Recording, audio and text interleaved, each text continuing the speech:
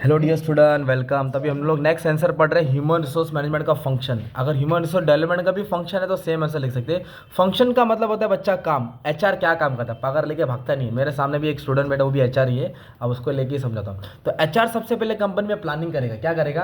Planning करेगा। Planning मतलब employees में अगर 100 कंप्यूटर है तो वे 100 लोग को सिलेक्ट करेगा ना, तो कोई भी 100 को थोड़ी काम पे रखेगा। तो डिमांड और सप्लाई देखेगा। मतलब एचआर क्या करता है? पहले प्लानिंग करता है। क्या करता है? The main function of human resource management is human resource planning. Planning करना। ह्यूमन रिसोर्स प्लानिंग का मतलब होता है identify the organization future staff need. Future में कितने स्टाफ की जरूरत पड़ेगी, एम्प्लॉयज़ की जरूरत पड़ेगी। It analyse the demand and supply of employees.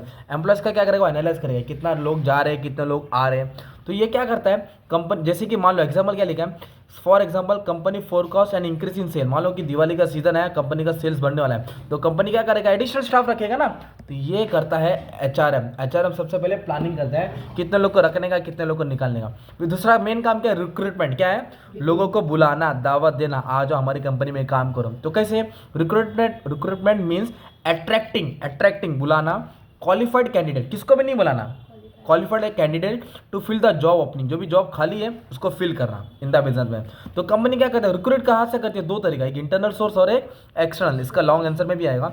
Internal बोलते कंपनी के अंदर से ही उठाएगी, और एक्सटर्नल मतलब कंपनी के बाहर। जैसे कॉलेज के कैंपस है, तुमको जॉब मिला ना, तो एग्जाम्पल क्या डालने का?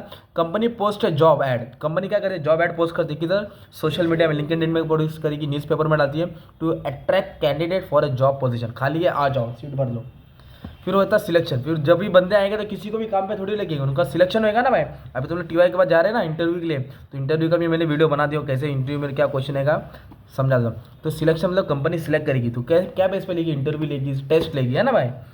तो सिलेक्शन रेफर्स टू चूजिंग या तो selecting the best candidate for a job. 100 लोग जॉब के लिए इंटरव्यू में जाते हैं तो कंपनी 10 लोग को सिलेक्ट करती है। Selection refers to selecting the best candidate for a job opening based upon their skills, experience, qualification के हिसाब से उनको सिलेक्ट करती है ना, सिंपल। और कंपनी कंडक्ट्स इंटरव्यू। तो कैसे सिलेक्शन करती है? कंपनी क्या करती है? इंटरव्यू कंडक्ट करती है, टेस्ट लेती है, to select the best candidate for the post in the business. जो पोस्ट खाली है उसमें तो बेस्ट बंदे को सिलेक्ट करेगी। फिर ट्रेनिंग क्या दिया है? तो भी जो बंदा काम पे है तो उसको ट्रेनिंग देगी ना, क्या काम करना है, कैसे काम करना है। तो ट्रेनिंग मतलब जॉब का नॉलेज देगी। Training refers to the providing employees knowledge and skill related to job. जो भी जॉब के लिए अप्लाई किया है वो जॉब के रिलेटेड उसको नॉलेज और स्किल देगी, परफॉर्मेंस देगी। 15 दिन की ट्रेनिंग देगी, तुमको उसका पगार फ्री मिलता है। और ट्रेनिंग दो टाइप्स की होती है, एक होता है ऑन द जॉब, एक होता है ऑफ द जॉब। देखो अब ये हमारे यहाँ इटली वाले जा रहे हैं, तो ये कैसा है? पॉप ऑफ बजा रहे हैं, तो ये साउंड होता है। क्या होता है? ये साउंड। चलो आ जाओ।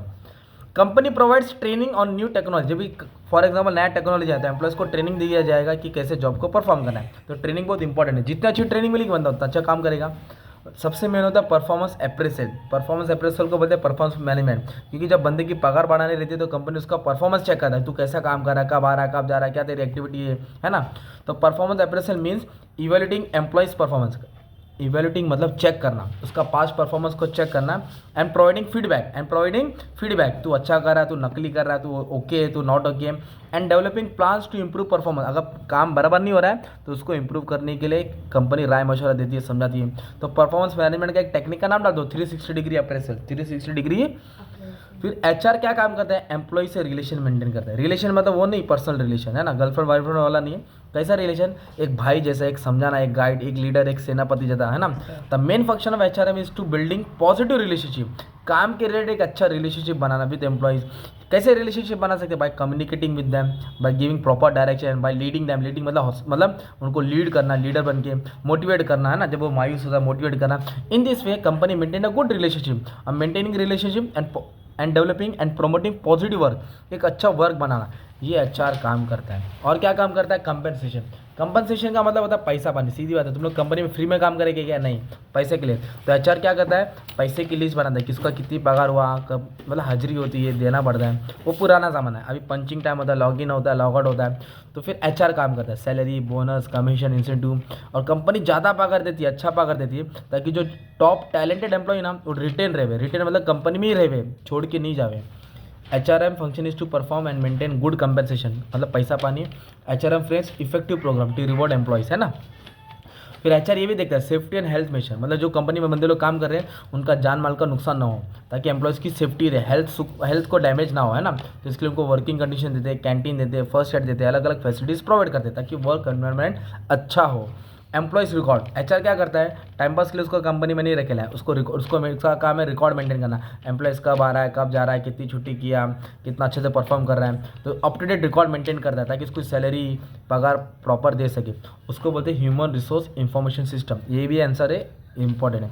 फिर कंप्लायंस, एचआर क्या करता है, जो कंप्लायंस का मतलब रूल्स होता है, कानून होता है, तो जो भी एचआर है ना, जो भी लेबर के रिलेटेड लॉ है ना, उसको फॉलो करवाता है, मतलब उसके अगेंस्ट काम नहीं करता, उसके दायरे में काम करता है। जैसे एम्प्लॉयमेंट लॉ, लेबर लॉ है, उसके हित में ही काम करता है, रूल्स बराबर देखता है, कुछ वो गलत तो नहीं तोड़ा है। और एचआर का मेन काम है कि जो भी एम्प्लॉयज़ काम कर रहा है उसका करियर को ग्रो करना है, ताकि वो जो पोस्ट पे है, अभी जैसे कि एक बंदा नया क्रिकेट प्लेयर है, वो अच्छा खेल रहा है, तो इधर से इधर वो बढ़ता है ना, जैसे विराट कोहली आया था, तो आज देखो क्या उसका लेवल है।